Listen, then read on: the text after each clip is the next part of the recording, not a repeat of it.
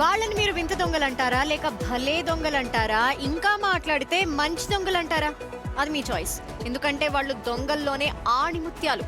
తమకి కావాల్సింది మాత్రమే వాడుకొని మిగిలిన గోల్డ్ క్యాష్ అదే కాంపౌండ్ లో పడేసి వెళ్ళిపోయారంటే వీళ్ళకి ఏ క్యాప్షన్ ఇస్తారో అది మీకే వదిలేస్తున్నారు.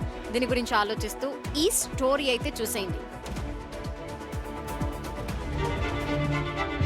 కాకినాడ జిల్లా కరప మండలం రామకంచి రాజునగర్లో ఓ అరుదైన ఘటన వెలుగు చూసింది.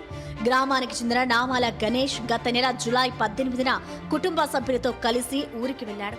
ఇల్లు తాళం వేసి ఉండటాన్ని గమనించిన దొంగలు అద్దాలు తాళాలు పగలగొట్టి లోపలికి చొరబడ్డారు.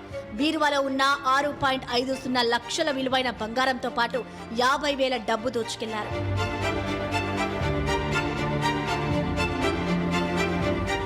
షాక్ అయిన బాధితుడు పోలీసులను ఆశ్రయించారు.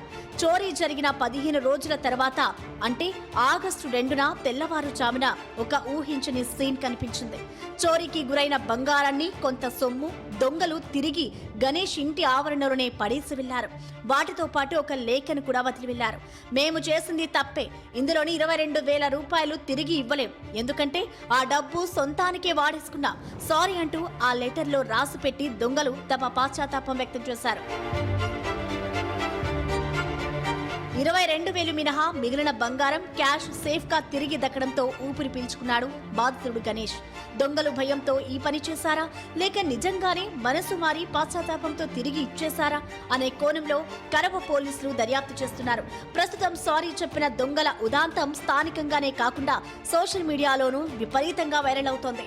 అయితే ఇది ఎవరైనా గణేష్ కి తెలిసిన వాళ్ళు చేసిన పనా లేక నిజంగా దొంగలే ఇలా చేశారా అన్నది సస్పెన్స్ గా మారింది. దీన్నే డీకోడ్ చేస్తుంది పోలీస్ డిపార్ట్మెంట్.